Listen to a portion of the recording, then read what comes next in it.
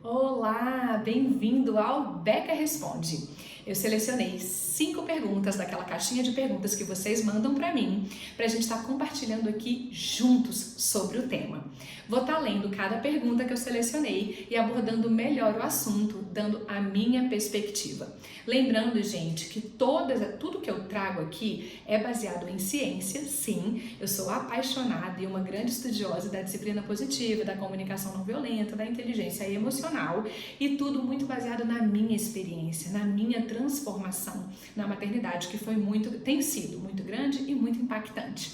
Então vamos junto, vou responder 5 perguntinhas e a gente se vê no próximo Beca Responde também, que eu vou fazer isso com frequência com vocês. Vamos lá! O que você acha de cama compartilhada? Foi uma das perguntas. Bom, eu valorizo muito o papel de cada um em casa. Eu valorizo muito que as crianças entendam, que o casal entenda que eles têm papéis diferentes em casa. Não fica aquela mistura toda. A cama compartilhada, ao meu ver, o que traz? É um momento muito gostoso, é um momento muito aconchegante, é um momento delicioso, realmente é uma demonstração de amor, afeto, é uma delícia. Sim, quando a gente abre o olhinho, nós mães principalmente, a gente olha ali nosso maridão com as crianças, é uma cena de se apaixonar. E eu acredito muito que temos outros momentos para estar demonstrando esse amor, tendo esse relacionamento. A cama, ela se chama cama de casal. Logo, é para o casal dormir. As crianças, é interessante que tenham a sua própria caminha e que elas entendam que elas são filhos, filhas e não casal. Fica confuso na cabeça da criança quando está todo mundo ali junto no meio. Eles não entendem essa diferença de papai, de mamãe, de casal, de filhos, acha que é tudo a mesma coisa. E não é tudo a mesma coisa.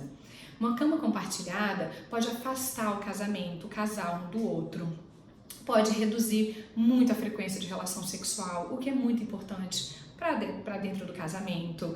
Pode fazer com que as crianças elas não entendam esses limites, onde começa o limite do outro, onde termina o dela, e ela também saiba estabelecer os próprios limites dela. Por quê? Porque ela não entende que tem momentos que são cercados, que tem momentos, que tem locais, que tem tempo para eles, que tem tempo para o casal. Então a cama compartilhada, apesar de muito gostosa, de fato gera essa confusão na criança e esse afastamento do casal, esse afastamento da relação mesmo, não somente sexual, mas de você conversar o que você gosta, conversar algo que você precisa. Criança, gente, ela não tem que estar ouvindo certos assuntos. Criança não tem que estar ouvindo certos barulhos. Criança não tem que estar participando de certos momentos que são de adulto. Criança tem que participar de momento de criança. Criança tem que ouvir o que deve ser ouvido para a idade daquela criança. Criança tem que participar de decisões que fazem parte do ciclo dela como criança. E quando há essa cama compartilhada, é a realidade de muita gente, principalmente na minha prática clínica, eu vejo muito, que não é só o ato de dormir. É o hábito, é a luz acesa, aí é o pai que dorme com televisão, aí a criança acaba dormindo com televisão, aí ela fica deitada ali, os pais no celular, ou ela fica no próprio gamezinho, no próprio iPad, celular, até a hora de dormir. Então fica tudo muito misturado. Então, a cama compartilhada, ela traz esse afeto e ela também traz esse desequilíbrio, do qual a gente não vê um impacto hoje muitas vezes, mas ela traz esse desequilíbrio, disfunção na família mesmo, casal e filhos entendendo que o casal é um casal, que o papai e a mamãe eles precisam se relacionar, eles precisam estar juntos, que eles têm o momento deles. Então é muito importante a criança ela crescer, ela se desenvolver, entendendo que ela tem um espaço, que os pais têm outro espaço, que o irmão tem outro espaço, mesmo que dividam um quarto, mas nas suas próprias caminhas. É interessante esses limites serem cercados. E eles só serão cercados se a gente realmente cercar, colocar esses limites. Não é fácil a gente desapegar de uma cama compartilhada, né? E muitas vezes a cama compartilhada ela começa por causa dos pais e a gente acha que é uma necessidade da criança. Toda criança ela vai pedir para dormir com os pais, toda criança vai ter medo, toda criança vai querer essa extensão de amor voltada para a cama. E cabe a nós determinar esses limites e ensinar esses limites. Eles não vão aprender esses limites sozinhos. E aí eu escuto muitas vezes, Rebeca, mas tem problema nenhum, nunca vi ninguém de 15 anos dormindo no quarto dos pais, na cama dos pais. Realmente, provavelmente com 15 anos, essa criança ela já não vai mais querer estar dormindo na cama dos pais. Mas e até chegar lá? E todo esse processo? E o tempo que esse casal se afastou? E o tempo que esse casal se desconectou? E o tempo que essa criança perdeu de aprender sobre limites, sobre o espaço do outro e sobre a importância de cada um ter esse espaço? Então, vale muito uma conversa mesmo com a criança e explicar lá em casa, por exemplo, como é que funciona. Eles pedem, mamãe, quero dormir na cama do papai, mamãe, quero dormir na sua cama, mamãe. Meu amor, você adora estar com a mamãe adora estar com você, a gente adora estar em família e nós temos o nosso momento para isso. Maria dorme na caminha dela, Davi dorme na caminha dele, papai e mamãe dormem na caminha deles. É uma cama de casal, lá é a nossa caminha e é lá que a gente dorme. E aí vai conversando e vai trazendo todo o benefício dele estar no quartinho dele, vai trazendo com conversa, com brincadeira, e eles vão entendendo. Fora que é super gostoso ter uma novidade, é super gostoso ter um momento diferente. Ontem, por exemplo, foi um momento desse lá em casa. A gente pegou eles na escola e falou, hoje vai ser uma noite especial, vai todo mundo dormir na cama do papai e da mamãe. E aí ontem, sexta-feira, a gente juntou, colocou todo mundo, aí colocou os colchões para depois eles descerem pro colchão, dormiu todo mundo no quarto, eles ficaram super animados, super empolgados. Por quê? Porque foi algo novo, foi uma novidade. Então é gostoso eles saberem isso, é gostoso eles terem no dia a dia eles entenderem onde eles estão locados, entenderem que um casal é um casal, e muito gostoso ter essas surpresas, essas novidades, da gente poder compartilhar em alguns momentos dormindo na mesma cama. E não pense que o fato de você não estar colocando seu filho para dormir junto com você, que você está deixando de amá-lo, que você está sendo fria, que você está sendo frio, você não está. A criança, você tem outros grandes momentos, grandes oportunidades de demonstrar amor para essa criança, afeto, compreensão. Não precisa ser de 12:30 às 6, não precisa de ser de 10 às 6 da manhã, onde é o momento que você precisa para você. Fora que atrapalha o seu sono, atrapalha o sono da criança. Todos nós precisamos de uma boa noite de sono, principalmente a criança. A criança ela precisa dormir muito mais horas do que a gente. Então, se ela entra na rotina dos pais, provavelmente nós pais não vamos dormir 8 horas da noite, seria o ideal, mas não é o que acontece. Então, essa criança ela passa a dormir mais tarde, é uma família que dorme mais tarde, essa criança tem um sono reduzido, ela chuta, ela bate, ela se movimenta muito, ela mexe na cama, ou mesmo aquelas que têm um sono menos agitado, sempre rola uma braçada na cara, e eu sei porque tem relatos comuns disso. O que eu escuto muito é, principalmente pais, homens, mas não sempre, falando, no meio da noite eu preciso ir pra cama dele. Eu vou pra cama dele e deixo eles lá, porque eles me acordam muito, chuta, bate. Então, ou seja, olha a desestrutura. Que desestrutura, né? Você acorda, seu sono é prejudicado, essa criança ela não entende os limites, ela não entende o espaço de casal, vocês se distanciam como casal, você tem que se mudar, você tem que sair do seu espaço, da sua cama, do seu momento, para essa criança ocupar esse espaço que não é dela, esse momento que não é dela. Então você está incomodado e aí você se retira e você vai para a cama dela, ou seja, fica muito confuso para essa criança entender certos limites e futuramente ela poder colocar esses limites também, porque o que eles aprendem normalmente é o que eles fazem. Espero que tenha feito sentido para vocês. A outra pergunta é, o que fazer com o comportamento das avós que eu discordo? Dos avós que eu discordo. Eu achei interessante essa pergunta porque eu vivenciei na minha própria realidade de vida, na minha própria maternidade durante uma fase. Nós temos uma tendência natural a querer tudo do nosso jeito, né? A querer controlar tudo, é tudo do nosso jeito, aquela coisa, e a gente acaba, algumas pessoas, eu fui uma delas, a gente acaba desenvolvendo uma certa neurose e querendo mudar o mundo por causa dos nossos filhos, quando na verdade nós precisamos criar os nossos filhos para se adaptar ao mundo. Não é se influenciar ao mundo, e sim se adaptar ao mundo. As avós, elas passaram por outro tipo de educação, é outra geração, é outra perspectiva de criação, foi outro acesso a informações. Ela já tem toda a experiência e a bagagem individual. Então é muito normal essa avó querer interferir nisso. É muito normal essa avó não concordar com o que você faz, com o que você fala, da forma que você educa, até porque ela já passou pela fase de educação e agora ela está naquela fase de amor total e absoluto. Eu vejo como o amor de vó é lindo com a minha mãe, com a minha sogra, esse amor é muito lindo. Então, para elas que já passaram dessa fase de educação, é dolorido ver uma criança ser educada, mesmo que no final ela saiba que é pro bem. E tem sim algumas avós, algumas pessoas que palpitam mais, tem umas que falam mais, tem umas que falam menos, tem umas que respeitam, tem outras que não respeitam. É normal, porque é da personalidade de cada um, é do temperamento, então envolve muita coisa. O que trouxe leveza para mim foi até baseado em um livro. Esse livro aqui foi um livro maravilhoso para mim, tá? E tem um momento que ele fala justamente sobre as avós. E foi uma virada de chave. Fala, não vou lembrar exatamente como ele tá falando, mas ele faz assim: cria a sua criança, a sua cultura interna, se desenvolva essa criança, a base dessa criança, fortaleça. E essa criança, ela vai saber se adaptar ao mundo, ela vai saber se adaptar à casa da avó. E isso para mim foi muito impactante. Por quê?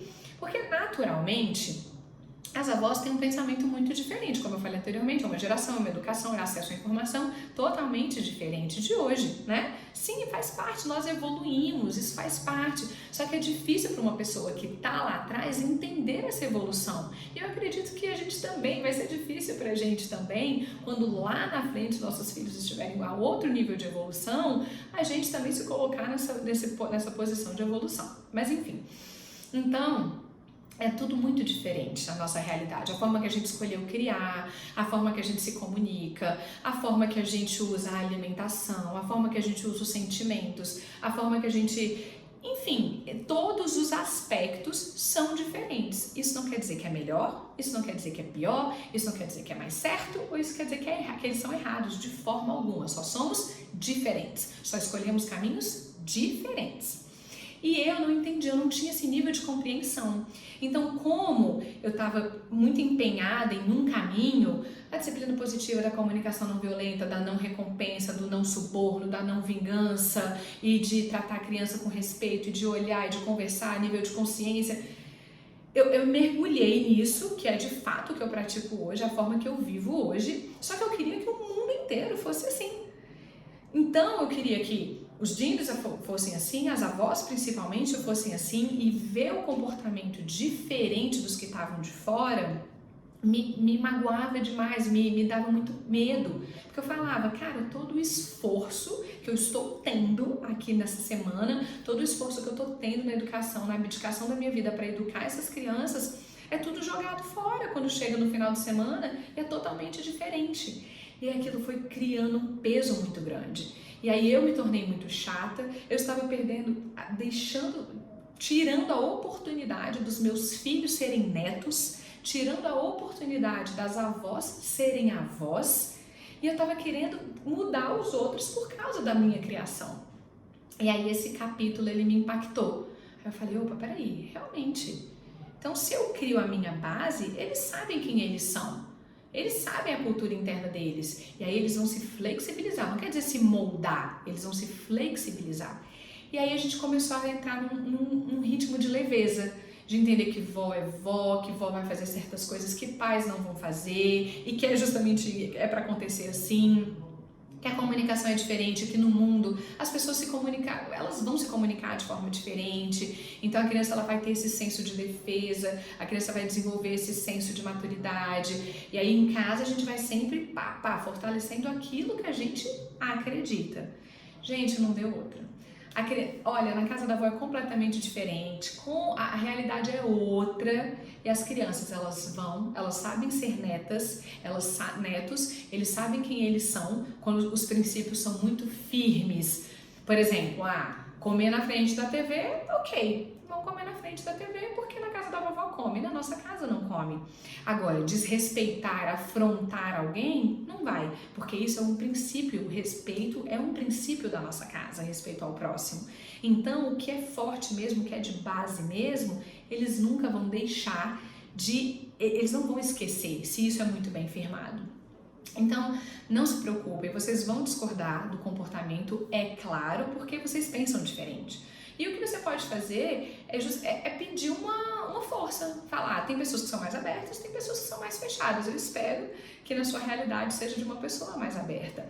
E falar, olha, eu tenho esse ponto, será que você me ajuda com isso? Eu não queria extrapolar muito nesse ponto, eu tô sentindo que o Davi tá precisando disso, então eu não vou dar esse tipo de comportamento, você me ajuda com isso? Conversar, esclarecer as próprias necessidades, esclarecer o seu ponto de vista, falar o que é importante para você e principalmente em momentos específicos e não querer mudar todo aquele ambiente, que é o que normalmente a gente quer, mudar todo aquele ambiente em prol dessa criança, porque ela realmente vai precisar se adaptar ao mundo, e para ela se adaptar a esse mundo, para ela entender, se flexibilizar a esse mundo, ela tem que entender quem ela é, e ela só vai entender quem ela é se uma base é bem feita dentro de casa.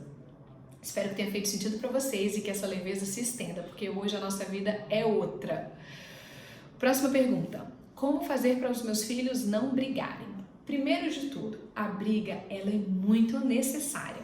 Quando a gente muda a perspectiva das coisas, fica mais fácil de entender. A briga claro, eu não estou falando de violência, de agressão, de uma agressão pesada, de um desrespeito sem limites, né? Eu estou falando de uma briga para mostrar espaço. E é justamente com esse objetivo que ela tem. Delimitar espaços. A criança, quando elas brigam, elas estão aprendendo a falar, olha, é até aqui, isso eu aceito, isso eu não aceito, isso eu gosto, isso eu não gosto, não invade meu espaço. Só que elas não têm racionalidade desenvolvida para fazer, gente, por favor, tá? Falar com cautela, com amor, com cuidado. Então é natural eles brigarem. Então só da gente aceitar a briga já fica muito mais fácil. Aceite que ela é necessária, aceite que é um grande momento, uma grande oportunidade que os seus filhos estão tendo de se desenvolverem, de se respeitarem, de falarem sobre os limites um do outro, de falar até onde eles podem chegar, tá? E é claro que é uma briga controlada e observada por nós pais. Então a gente vai ficar de longe, olhando e ver se a gente vai precisar intervir naquilo. Enquanto não está tendo risco de vida, agressão física muito dolorosa, porque um empurrão, bater, alguma coisa, vai ser, é a reação deles, tá? Eu não tô falando que isso é certo, eu tô falando que isso acontece e eles vão aprendendo que não é esse o caminho. Mas se a gente fica ali toda hora, para com isso, e não sei o que, isso não pode, e não, você bateu na sua irmã, toda hora a gente está intervindo, eles estão perdendo a oportunidade desses limites. Sempre vai ter alguém para orientar o que pode, o que não pode ali 24 horas, então eles não vão desenvolver esse senso de responsabilidade, de cuidado ao próximo. Muitos não vão saber delimitar esse espaço, porque sempre vem alguém e interfere. Então, deixa um pouco eles se virarem. Deixa um pouco eles se entenderem, eles se comunicarem entre eles terem a chance, um ter a chance de se defender, o outro ter a chance de se redimir, deixa eles um pouco. Aí você viu que o negócio ficou pesado, é claro, a gente intervém, conversa, olha no olho de cada um. E uma coisa muito importante e que pouco acontece. Normalmente, quando há essas brigas, o mais velho normalmente toma a culpa, né? Isso já aconteceu até lá em casa com uma pessoa muito próxima nossa, que os dois estavam brigando muito, aí a Maria chorou, porque a Maria é mais de chorar, o Davi é mais de gritar, a Maria era menor e ela chorou muito. A pessoa, sem nem saber da situação, ela entrou e falou, Davi, o que você já fez com a sua irmã? Por que a sua irmã, por que não chora? O que seu irmão já fez com você? Ou seja, se isso se torna um padrão, uma criança sempre vai ficar culpada, a outra vai ser sempre a coitadinha e a gente nunca vai saber a realidade da história. Então, o ideal, quando está tendo essa briga e você não observou, por você não ter observado, perguntar, pessoal, o que está acontecendo aqui? O que está acontecendo? Maria, o que está acontecendo? Davi, o que está acontecendo? E muito provavelmente, ambos se provocaram, um bateu porque o outro provocou, um perdeu a paciência porque o outro invadiu o limite. Então, não existe um certo. Claro, eu não sou da linha de bater, eu não sou a favor de bater, mas sabe aquela coisa de, um fez, os dois levam? É mais ou menos isso, mas com mais amor, com mais afeto, com mais respeito, ao meu ver. Aí falar, o que aconteceu? Como é que foi? Maria, por que isso aconteceu? Davi, por que isso aconteceu? Vocês gostam de se tratar assim? E como é que vocês podem resolver isso juntos de forma respeitosa e amorosa? E aí eles vão desenvolvendo, eles vão vendo o que pode, o que não pode. Um não carrega sua culpa, o outro não vai ser sempre o coitadinho. Porque senão o coitadinho, ele aprende a manipular, que é assim que ele consegue as coisas. E o culpado, o sempre culpado, ele vai absorver esse papel, esse rótulo de sempre culpado e de malvado. E vai sempre ser assim. As crianças, elas têm a tendência a aceitar os rótulos que são dados a eles. Então a gente tem que ter muita atenção com isso, principalmente quando a gente não está vendo o que aconteceu, tá? Então briga é necessário, ela é positiva. Obviamente a gente sempre observando, sempre cuidando e sempre ensinando. Olha, vamos conversar é melhor, bater, você tá perdendo a razão, eu sei que na hora de bater, na hora da raiva dá vontade de bater, só que é um desrespeito, é uma agressão física, se afasta, respira, e aí a gente vai desenvolvendo. Na briga, a gente passa a olhar como uma grande oportunidade de ensinar sobre limites e amor ao próximo para aquelas crianças. Outra pergunta, faz birra por tudo, socorro, o que fazer? Essa pergunta é mais ou menos uma extensão da briga. Quando a gente olha a birra com uma perspectiva positiva, muda mais a situação. A gente não quer que elas passem tanto. Gente, a birra sim, ela é cansativa, ela esgota, ela tira a gente do eixo e normalmente o nível que a gente tem de conexão com essa birra vai depender de como a gente está conectado consigo mesmo, tá? Então, se estamos sempre desconectados, cansados, exaustos, vivendo no automático, se a gente está muito ausente, está muito fora, ou seja, o nível dessa birra, sem dúvida alguma, a gente vai olhar com uma perspectiva muito maior. A gente já vai, se a gente já tem uma mentalidade negativa para birra, a gente já chega em casa assim, lá vem aquele momento do banho, meu Deus do céu, que você vai ficar fazendo uma birra, comer é a pior parte, essa criança faz birra pra tudo. Então, se a gente já coloca essa mentalidade, já traz um peso muito grande para algo que é natural. A birra é a forma que a criança tem de se expressar. A birra é a forma que a criança tem para avisar que algo está acontecendo. Ela não sabe, ela não tem repertório de sentimentos, ela não entende, ela não tem razão integrada ao cérebro para entender que o que ela está precisando é atenção, que o que ela está precisando é dormir, que o que ela está precisando é comer, que ela está muito decepcionada, magoada, ferida, se sentindo humilhada, se sentindo envergonhada com algo que aconteceu na escola. Ela não tem esse senso. Se nem a gente adulto tem, porque a gente está tão desconectado, imagina uma criança que não tem repertório de sentimentos. Então, a birra ela é aliada. Quando a gente tem um foco de birra, a gente fala, opa, o que essa criança está querendo me dizer? O que está faltando? O que está acontecendo? Tudo muda. Quando a gente entende, a gente torna a birra como nossa aliada para nos avisar algo, a perspectiva muda, o relacionamento melhora, o afeto aumenta. É incrível tornar a birra uma aliada.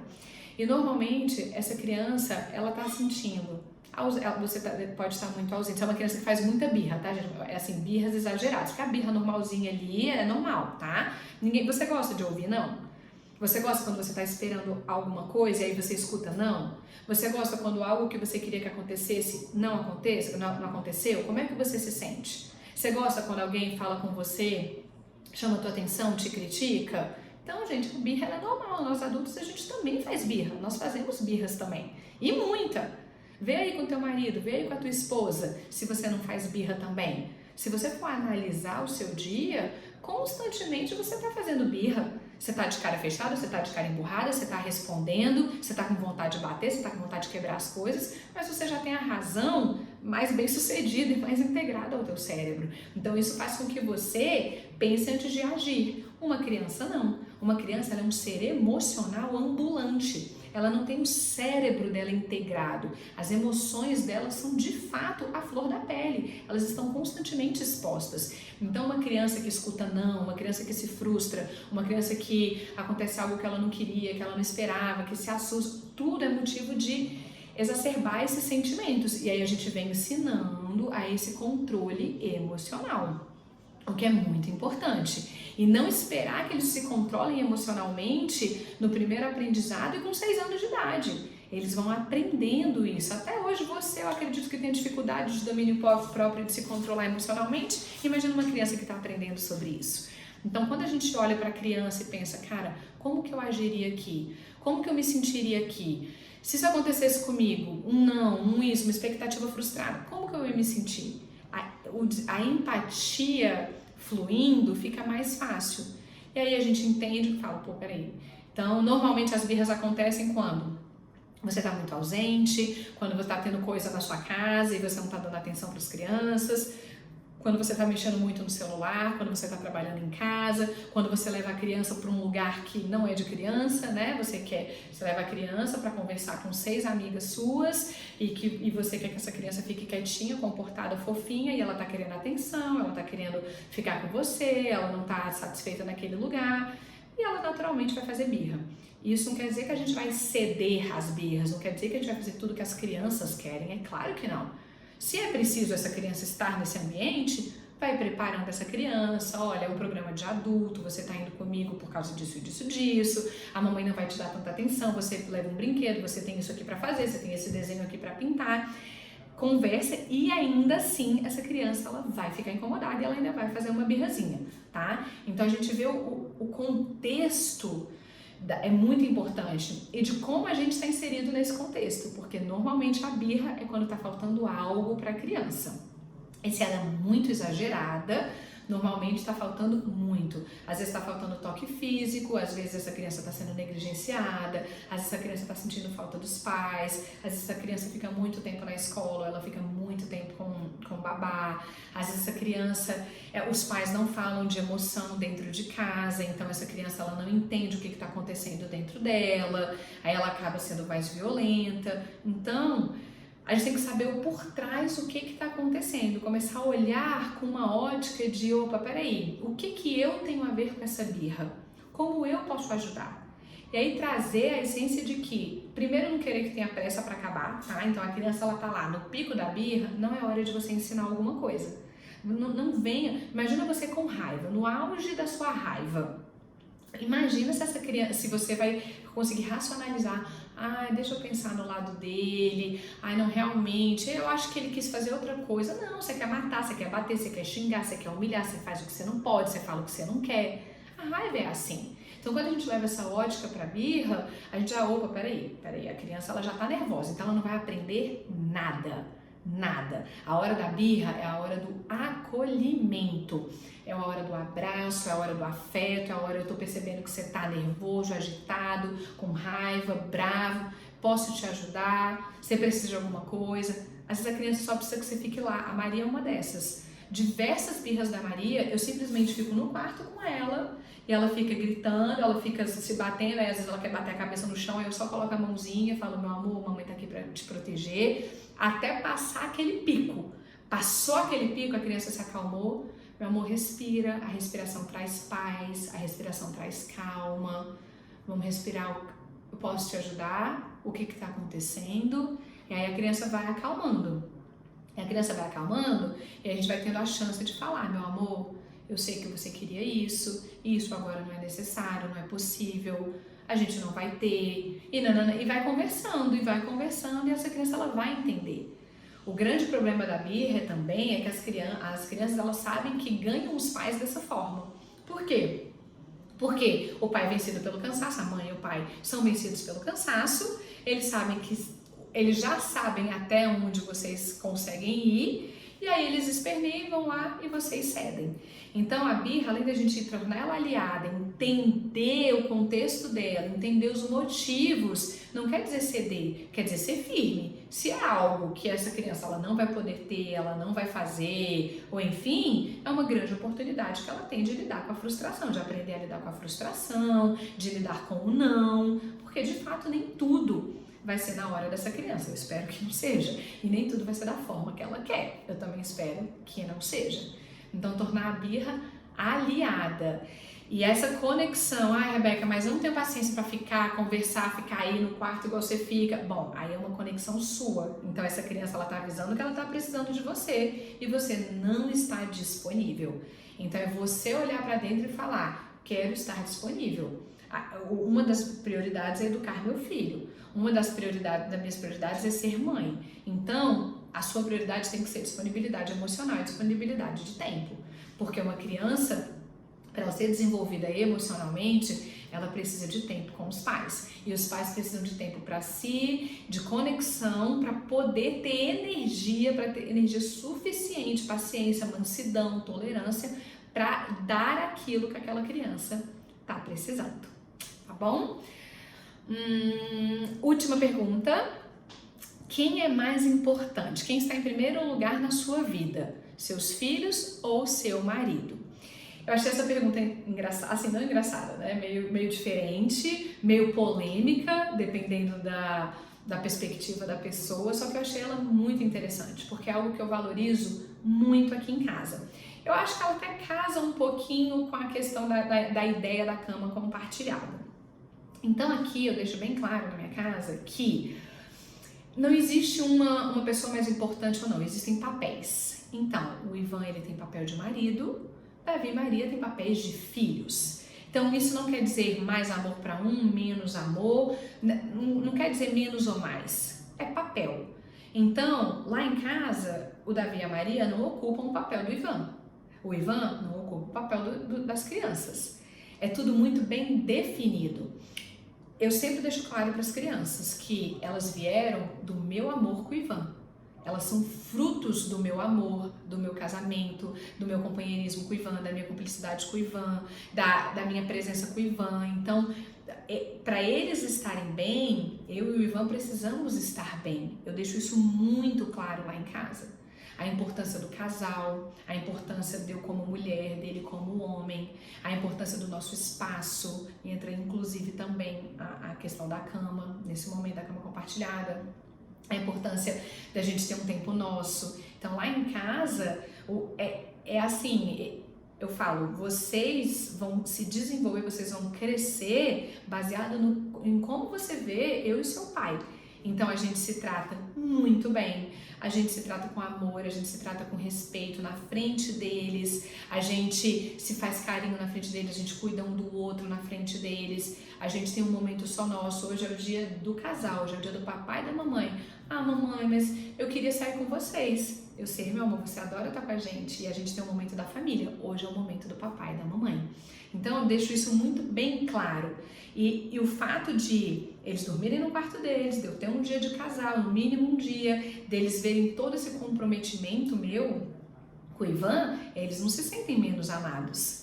Porque eles também têm o deles, eles também recebem amor, afeto, momento de família, eu tenho um momento sozinha com o Davi, um momento sozinha com a Maria, eles recebem isso também, tem um momento da família. Então eu não tô tirando deles para dar para o meu marido, e eu não tô tirando, o que acontece muito, eu não tô tirando do meu marido para dar para os meus filhos. O que acontece muito, que muitos casais se separam ou acabam até continuando vivendo debaixo do mesmo teto, mas completamente desconectados, não sendo um casal.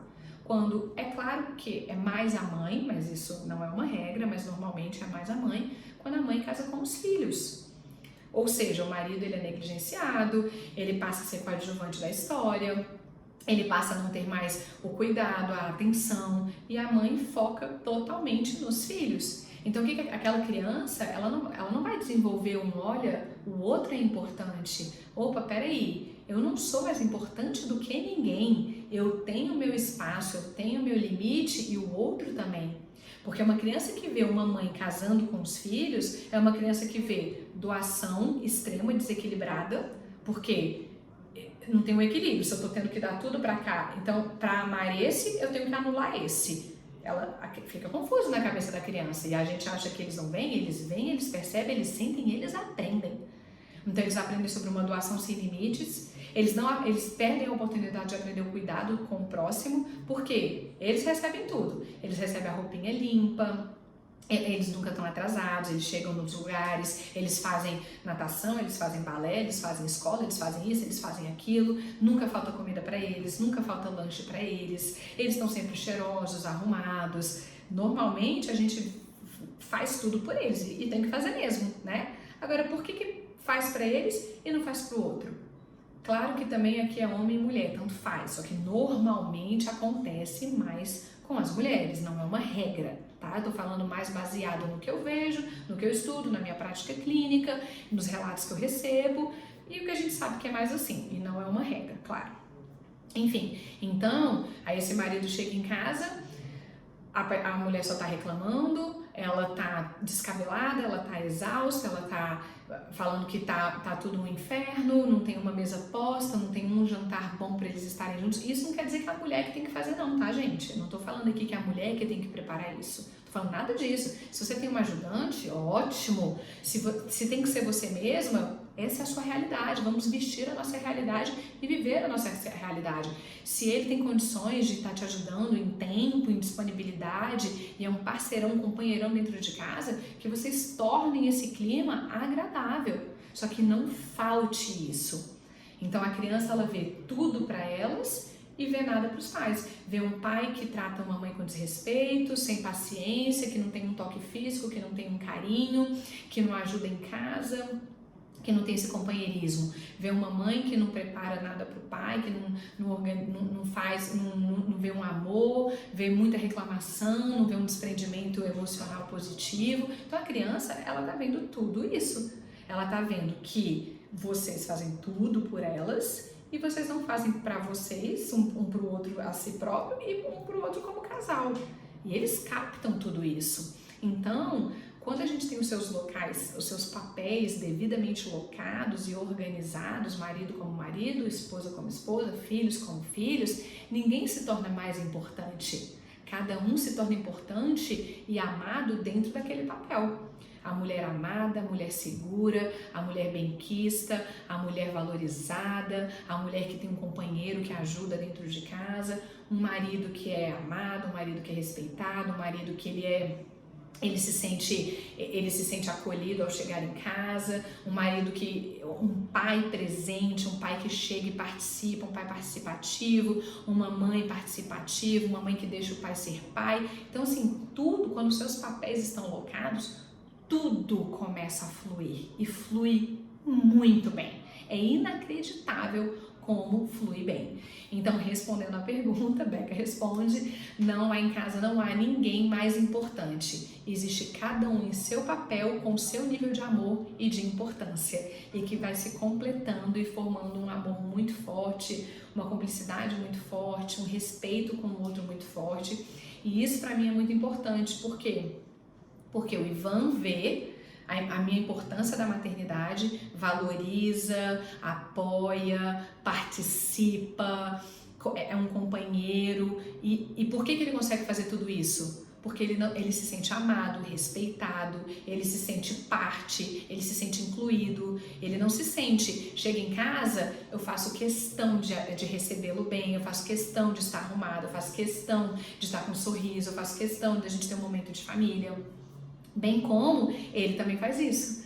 Então ele se sente bem em fazer isso e eu me sinto bem em fazer isso. E as crianças estão vendo isso. Falam, nossa, meus pais se amam, se respeitam, se priorizam, se cuidam, olham um para o outro, olha como eles se tratam, olha como eles falam um com o outro, olha o papai preparou isso para a mamãe, nossa, a mamãe agora está numa fase desafiante, olha como é que o papai se desprende para ela, cuida dela, olha só, o papai não está podendo chegar cedo esses dias, olha como a mamãe cuida dessa chegada dele, e eles vão observando tudo isso. Então, essa pergunta gera até um convite mesmo, que sejamos menos egoístas, que sejamos menos individualistas, muito preocupados muito com a gente e querendo atacar mesmo o outro porque fere quem está ferido, então normalmente a gente ataca porque está ferido, e lembrando que a criança que está crescendo nessa atmosfera, nesse ambiente, nesse desequilíbrio, e tudo isso vai impactar muito, né? Então meu desejo realmente é que na sua casa não tenha alguém mais importante do que ninguém, que você se ame, se respeite, se valorize, que os seus filhos, eles entendam que eles são filhos, que eles não são maridos, que eles são filhos e que eles são amados e respeitados como filhos, e que seu marido, ele se sinta amado e respeitado como marido, e que ele te respeite, te ame como esposa, e que tudo isso gere um equilíbrio, uma atmosfera maravilhosa de se viver, tá bom? Bom, gente, muito obrigada, foi um prazer responder essas perguntas. Vão mandando, eu vou sempre fazer Beca Responde, tá? Com frequência, porque eu acho que é uma forma de interação, eu trago meu ponto de vista, são questionamentos reais, né? Porque vem de vocês. Tudo isso, como eu falei, é baseado na ciência da que eu estudo, muito focado com a disciplina positiva, comunicação não violenta, e mais do que nunca, principalmente, a minha experiência, o meu dia a dia, porque tudo que eu falo é trabalhado, praticado e vivenciado primeiro em casa. Na verdade, eu consigo falar porque é o que eu vivo. E sempre lembrando, eu acredito que eu falei isso no início, mas reforçando, que aqui não é sobre uma verdade absoluta. Eu não estou falando uma verdade absoluta, eu não estou falando que tudo que eu falei é certo, eu não estou falando que eu sou melhor do que ninguém, que se você seguir esses pensamentos que eu estou compartilhando com você, você vai ser melhor do que alguém, você vai ter um casamento mais feliz. Não, não estou falando isso. Eu acredito que quem faz cama compartilhada é muito feliz.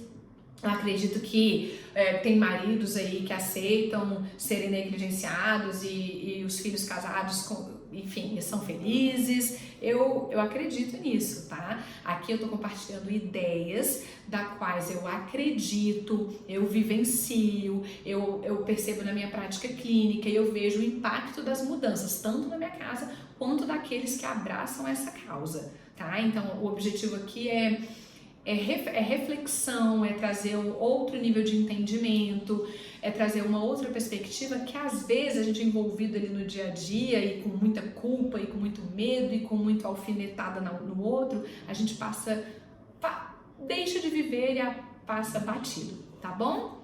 Um beijo e até o próximo vídeo.